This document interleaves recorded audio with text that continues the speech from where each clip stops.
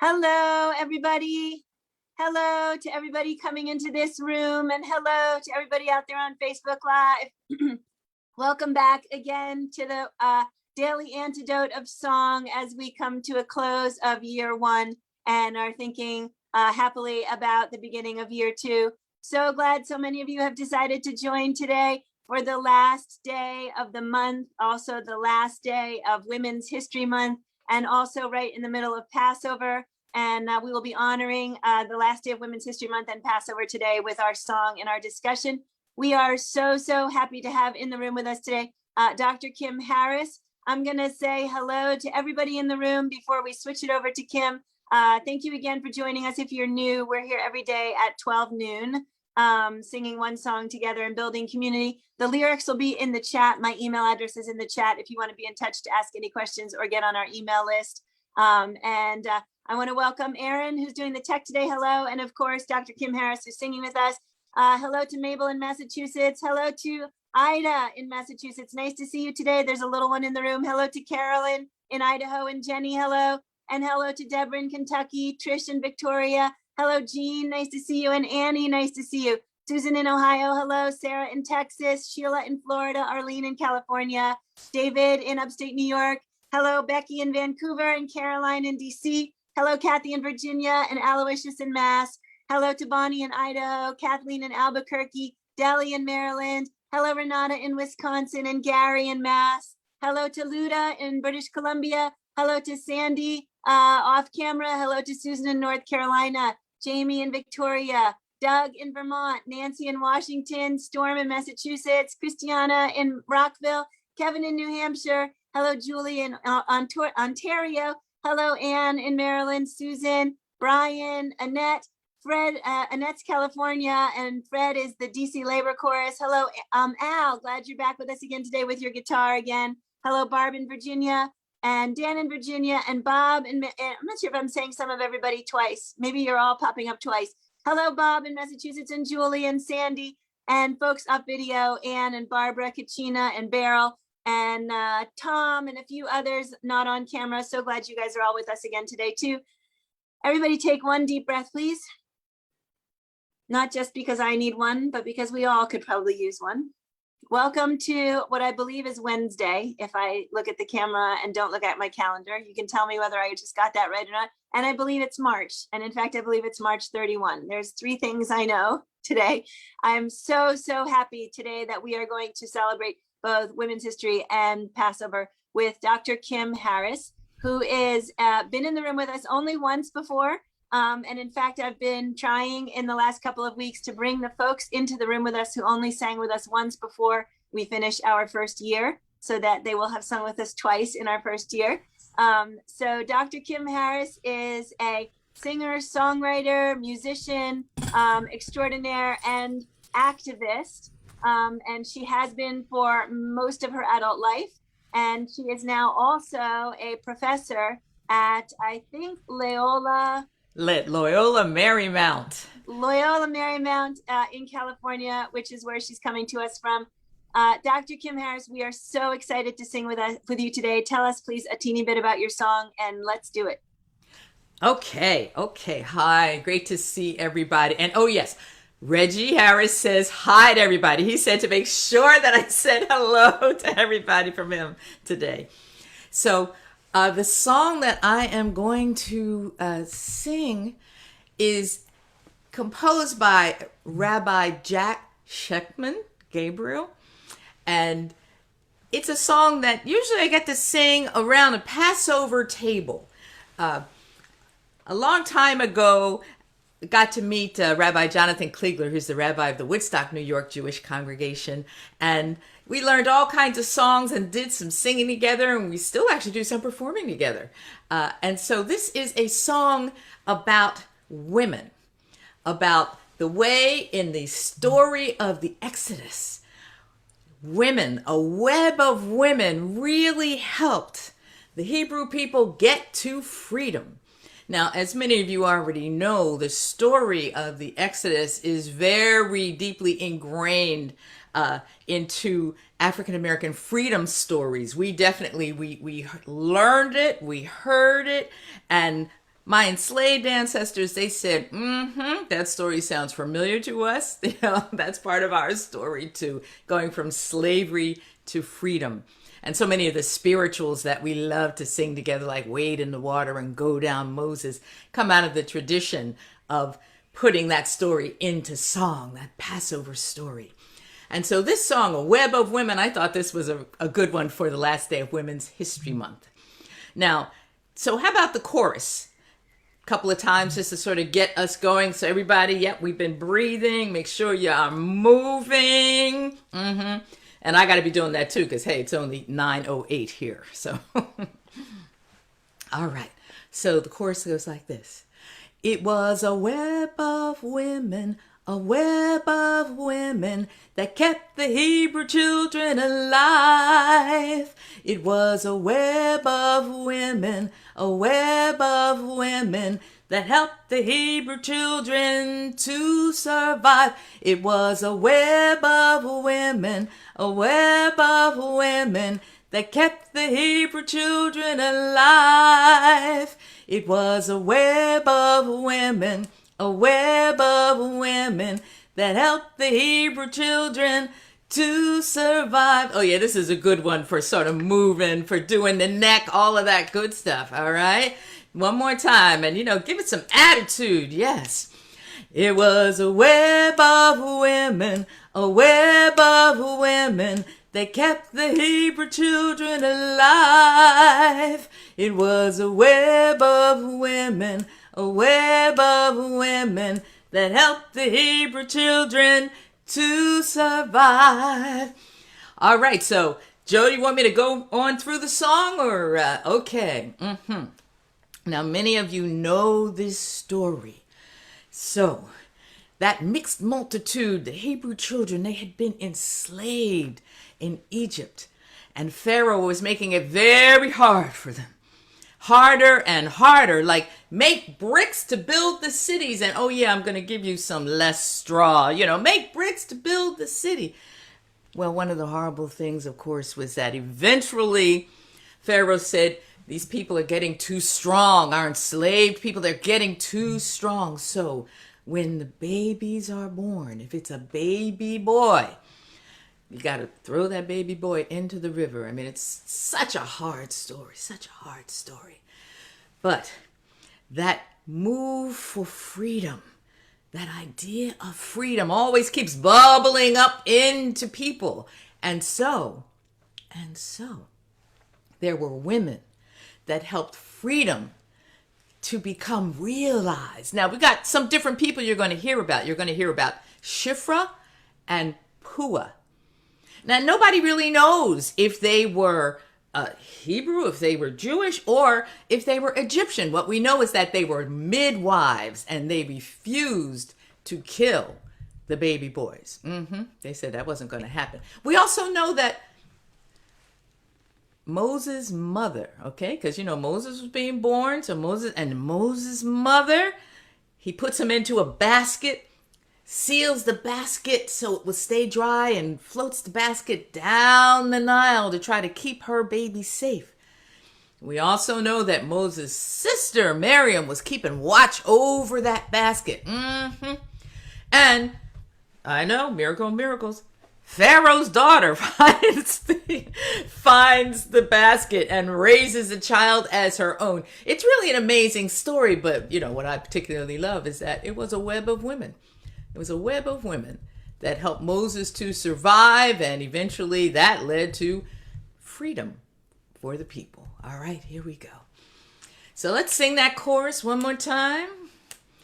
It was a web of women, a web of women that kept the Hebrew children alive. It was a web of women, a web of women that helped the Hebrew children to survive. It was a web of women, a web of women that kept the Hebrew children alive. It was a web of women, a web of women that helped the Hebrew children to survive. Long ago on Egyptian soil, The Hebrew children multiplied, the Hebrew children toyed. Nasty Pharaoh, he made a lot of noise. He told Shifra and Puah to kill the baby boys. But it was a web of women, a web of women that kept the Hebrew children alive. It was a web of women, a web of women that helped the Hebrew children to survive. Now Shifra and Puah ignored Pharaoh's scorn. They were loving midwives. They helped life to be born. Pharaoh was a madman, a monster through and through. But women have the power to do what they must do. It was a web of women, a web of women that kept the Hebrew children alive. It was a web of women, a web of women that helped the Hebrew children to survive. The Hebrew women in those dark days, they kept having babies. They pushed through their fears. Jehovah had a baby, Moshe was his name, and he would lead his people to freedom once again. It was a web of women, a web of women that kept the Hebrew children alive. It was a web of women, a web of women that helped the Hebrew children to survive. Shifra and Puah, Yehovah, Miriam, Pharaoh's daughter, well, the list goes on and on. Long ago, as the Torah states, women made the difference, women kept the faith. It was a web of women, a web of women that kept the Hebrew children alive. It was a web of women, a web of women that helped the Hebrew children to survive. It was a web of women, a web of women that kept the Hebrew children alive. It was a web of women, a web of women that helped the Hebrew children to survive.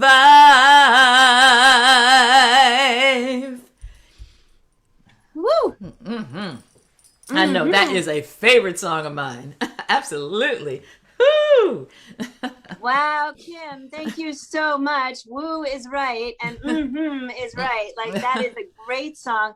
And it's amazing how it ties together exactly the two things that we're thinking about today. Sort of women's history, strong women, women who made a difference, and Passover, and the notion of freedom and the notion of escaping oppression. So let's start with the women's history end of things. Besides the strong women in that song, can you tell us a little bit about other women in your life or in history who have inspired you?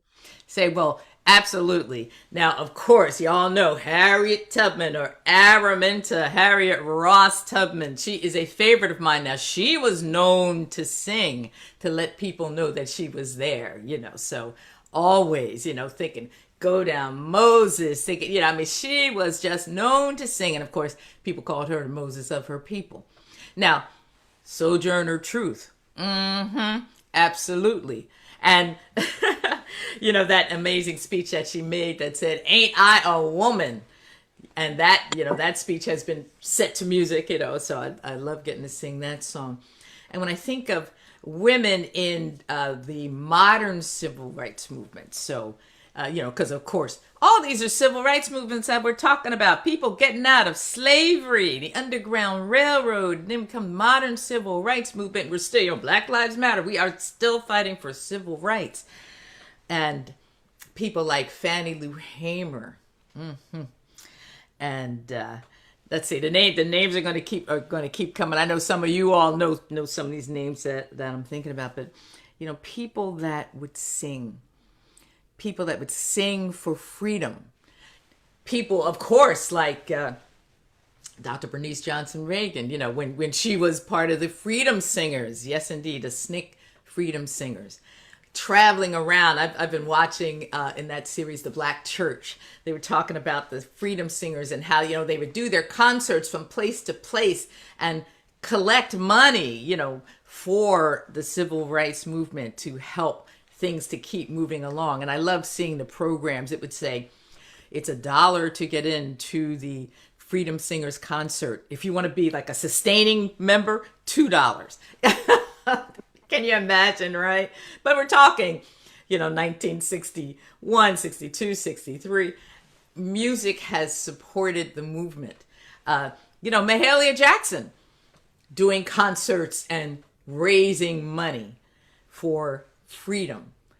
Mahalia Jackson singing at the March on Washington and standing behind Dr. Martin Luther King Jr. She was the one that said, "Tell him about the dream, Martin. Tell him about the dream." He wasn't going to do that dream part of the speech there, but he sort of shifted and made a shift because he heard her talking about tell him about the dream. So women, it has been incredible. I've been watching that thing on TV, Genius Aretha, and Aretha Franklin, a strong, incredible woman, not only singing for freedom, not only protesting when she needed to, even if her record company didn't want her to, but also, raising money for the civil rights movement and making sure that she could get a producer's credit. How far did she, how much did she have to fight for that? So yes, indeed. These days, what I do pretty much is watch documentaries and mark papers. That's pretty much my life right now. But that's okay, because they've been showing some great things about women. That web of women. That's beautiful. Thank you, Kim. So that was amazing. You listed a lot of people who I know mean something to a lot of people in this room too. You listed folks whose songs we've sung in this room. And Dr. Regan was actually in this room with us for Issei Barnwell's 75th birthday. So it's just tying together so many lovely things. And then actually your comment about the $1 to join, or the $2 to be a sustaining member. Yesterday, we were talking about a woman who was part of the labor movement and who later got involved in medical care. And her sort of slogan was $1 for the rich people and poor people could be treated for free. So all those ways in which slavery can be something that folks have done because of color, race. It can also be an economic thing. And so these are all issues we've talked about in this room so many times. And the female figures who have carried us into advancements in our way of seeing justice. So whether it was labor, whether it was slavery, whether it was and music, it's just so inspiring to hear your list and all of the ways that it connects to all of the ways in this room that we are thinking and hoping and fighting for the same kinds of change. Yes. Now I'm looking in the chat here. Of course, Odetta. Yes. Have to mention Odetta. Now, someone said, ask him to talk about Holy Week. Yes, this is a week. I always say to my students, and they think, well, how do people know when to celebrate things? This is a week when the moon and the stars tell us when to celebrate. And even the way that the date for Holy Week and Easter is reckoned, at least in the Western churches, because of the moon. Now, in terms of Holy Week, and thinking about women, I think, especially when we get to Good Friday and talking about crucifixion, I always think about the stories we tell of Mary. And I think how many mothers, especially Black and brown mothers, have seen their children, literally murdered, literally crucified. And of course, right now, as I listen to, what we can hear from the trial about the murder of George Floyd, and I listened to, I talk about hearing some strong women, the young woman who took the cell phone video. I also heard another young woman, she's probably testifying even right now, and they say, well, were you mad? Were you angry? They're trying to make her something that she wasn't, and she says, well, I was, watching somebody with the life being squeezed out of them. I was frustrated. Of course I was frustrated. And as she said, I just wanted to get closer to, feel his pulse because it seemed like he was unresponsive. And they said, well, no, you can't do that. So, women, we have had to stand in places that, if you want to have an allegory, we have stood at the foot of many crosses there, where people were being killed by the state. Absolutely so.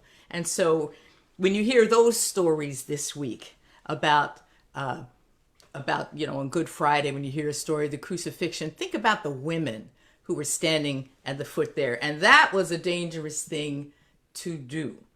I always talk to my students about this. I said, because, in the Roman Empire, everybody except citizens could be crucified for all different kinds of things. So it wasn't just a Jesus thing. So if the Romans were there and they thought you got out of line, you could be crucified too. And yes, women did get crucified. And children, and even pets. Let's not even go there. I don't even know why they did that, but it's an incredible thing to think about. So let's remember, women have had to do so many things. It's our women's strength. It's our women's perseverance. It's our women's figuring out how to get around, some of the rules and regulations. And, we do what we must do. And we're going to keep on doing it too, even after Women's History Month is over. That's beautiful. Thank you, Kim. Yes, indeed. We are all doing it, and women are doing it. And we've got lots of great, amazing folks in this room also who do it with us, whether they are women or not. It's a superpower of people right now trying to make change. And clearly the world is better for it.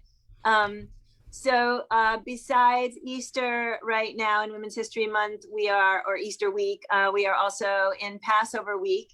And you mentioned that you worked with a rabbi on not only this song, but on a whole CD. Can we talk a little bit about Passover and sort of what it means and how that ties in? Sure can. Rabbi Jonathan Kligler, the Woodstock Jewish congregation, he's one of Reggie and he's one of our really best friends.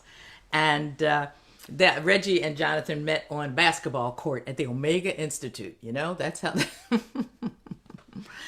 And so we have celebrated Passover in particular with the Woodstock Jewish congregation for many years now.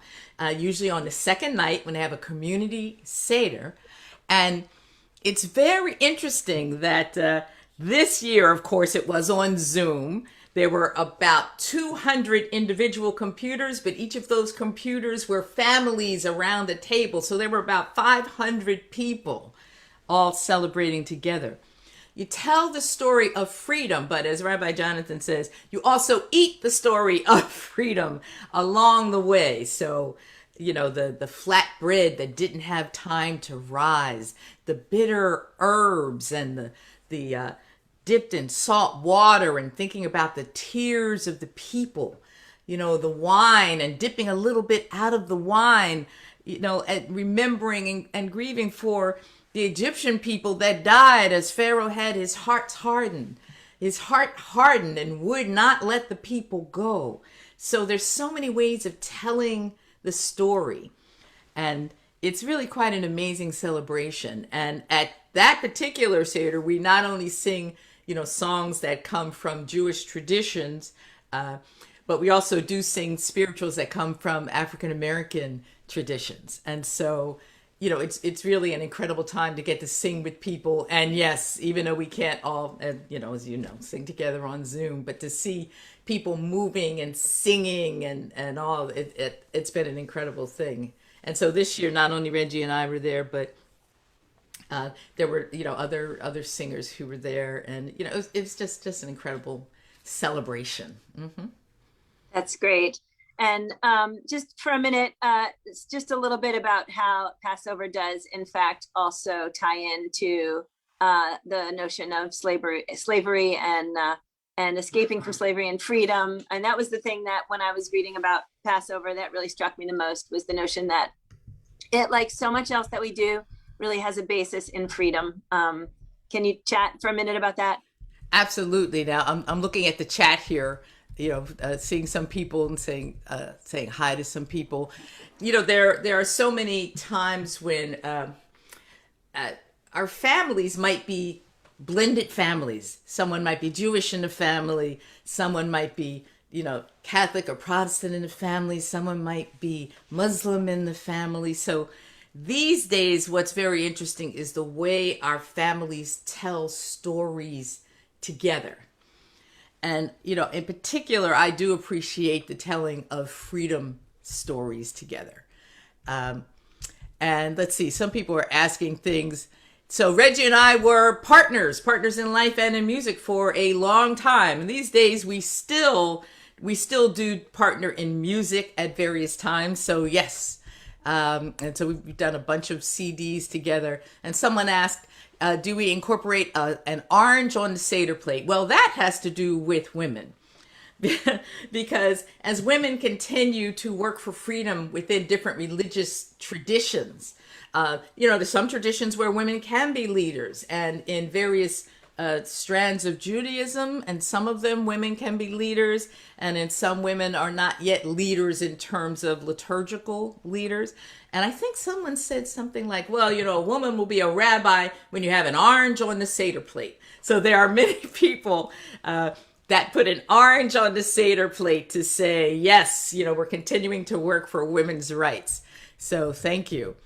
And well, someone also says orange is for LGBTQ. Well, that too. I think I first heard it and dealt with it in terms of the Woodstock Jewish congregation. We're talking about women, but for all the ways we need to include people in our tradition and in our traditions, and include people of many different orientations and genders, and it just continues to be a fight for freedom, and music is a part of that, which is a really, of course I always appreciate that, because music is a way to tell a story.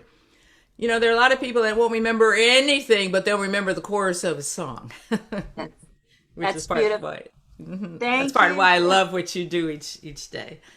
Thank you so much. We love having you here and doing this with us. You are such a great fit for this room, just the way that you can really get into the discussion and chat. And it's like, even though they're only hearing two voices, it's like we're all part of a big conversation, like those kinds of things you'd like to have around a fireplace with a glass of wine. So thank you so much for being here and for sharing all that with us. Can you hold up your CD that you did with the rabbi, just so we can take a peek of it, or did you not find one? Well, I did not find one. I can show you an image of it if I can share my screen.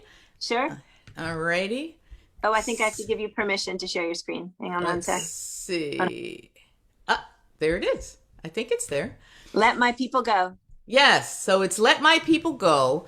It's a Jewish and African American celebration of freedom. And we've really got some amazing people that we were able to have on the CD with us. We've got Pete Seeger.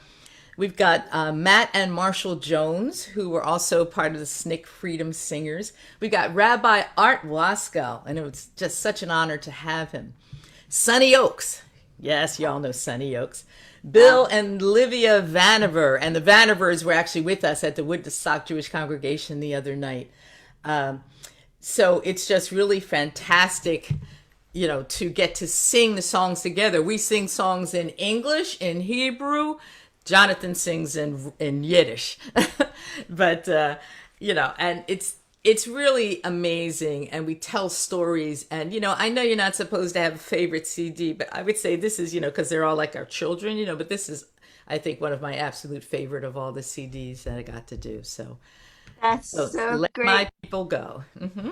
Thank you. So those are all a bunch of names we definitely know too, and have sung their songs in here. And thank you for reminding me about the Vanovers. I've known them for years and never thought about calling and asking them to be in here. So I'm going to actually be in touch and see if they will sing with us in here. They're fabulous.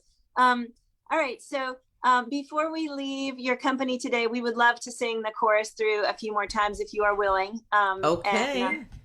All right. It was a web of women, that kept the Hebrew children alive. It was a web of women, that that helped the Hebrew children to survive. All right, I'm going to just do one verse. Just got to do it, okay? Well, Shifra and Pua, Yechevet Miriam, Pharaoh's daughter, the list goes on and on. Long ago, as the Torah states, women made the difference. Women kept the faith. It was a web of women, a web of women. They kept the Hebrew children alive. It was a web of women, a web of women that helped the Hebrew children to survive. It was a web of women, a web of women that kept the Hebrew children alive. It was a web of women, a web of women that helped the Hebrew children to survive.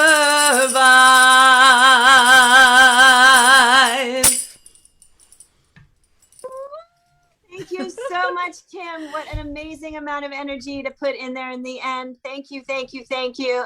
And thanks for the verse. We were really actually super glad that you threw that in. We always prefer a little more singing than a little less singing. So that's awesome. Let's all give it up for Kim Harris, Dr. Kim Harris, for being here with us today. Kim, we love spending time with you, and we hope we'll get to do that again really soon. Thank you. Hi, everybody. Good to see everybody. Thanks so much for being here. So I also just going to remind everybody that starting tomorrow, which is April 1st, we are within just a few days of our 365th day of singing together. Please join for that day because it's going to be ridiculously stupendous. And the first day of our second year, lots of exciting things coming up. So please stick around to listen to the things, check the emails. We've got lots of things we're going to keep letting you know about. I want to say again, just an enormous thank you to everybody in this room, to Kim Harris for singing with us, for Aaron Geyer for running the tech, but to every single one of you for coming in here day after day and making this what it is. It isn't this unless we're all here. And thank you also to Facebook Live. We know you're there. We love it. And we see you with our hearts and we see you with our eyes, as from the song we sang 2 days ago. So thank you again. Goodbye to Facebook Live. And we look forward to seeing you tomorrow.